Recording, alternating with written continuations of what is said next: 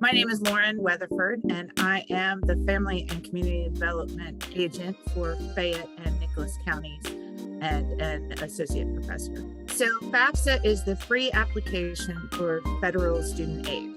That's what FAFSA stands for. And basically, it is a fairly short application that you can fill out online or in paper if somebody needs a paper copy.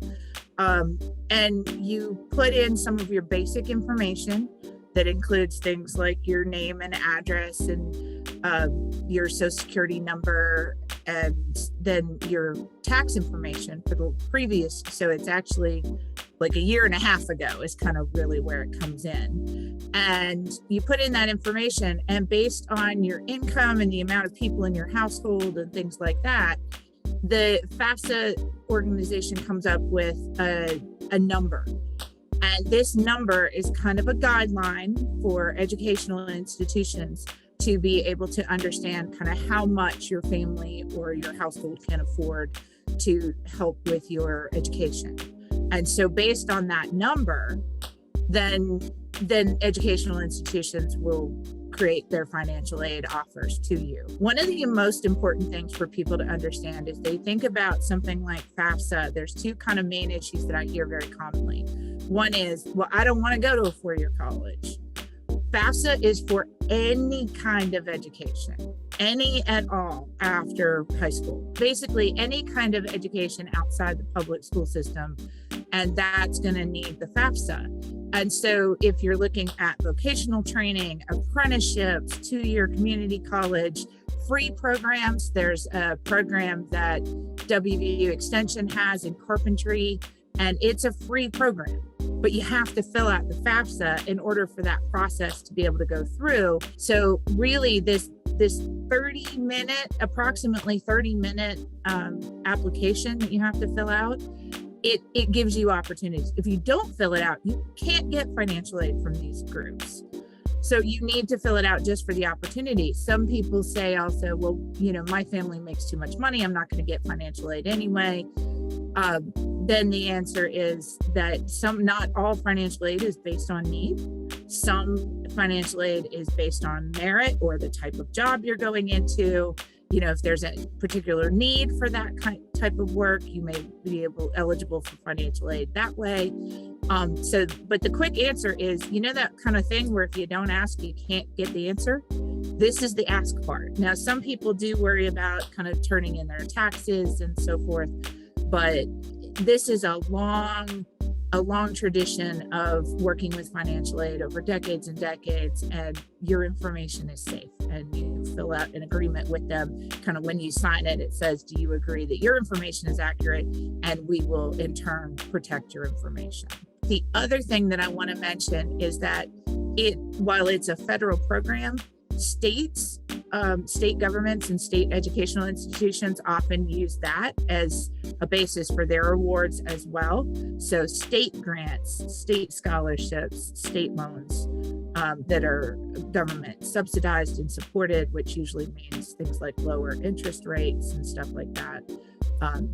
They work with the FAFSA as well. So it's not just at the federal level. They will ask for parent support. There are ways around that. The best thing to do then is to contact your school counselors or your educational institutions for some help. And you may be able to call your extension office, and maybe we'll be able to help you find somebody to work with that. That could be the one place that's just a little tricky, is if you don't have parental support, but there are ways to work with that too. The main place to go is FAFSA.gov. The FAFSA itself, the website just for FAFSA, FAFSA. You Google that, put that into your internet search browser, you're going to find it right away. And they have tons of resources. They have, commonly asked questions. They have practice sheets, so you can know what you're gonna, you can go through. It tells you exactly the documents you're gonna need before you start filling out the application. It answers lots of common concerns, and it helps explain also, and this is really important. So I talked about that magic number, that once you fill out the FAFSA, they'll return this magic number. That's called the student aid report.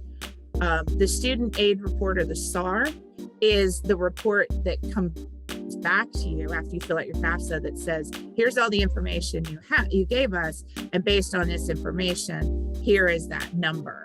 And that they also help you to understand what's in the student aid report and what it means, so that when you get it, you kind of know what you're looking at. One little thing I do want to mention is that when you get that number from their student aid report, that is not a guarantee that they will ask you, that the school or educational institution will ask you to pay for that amount.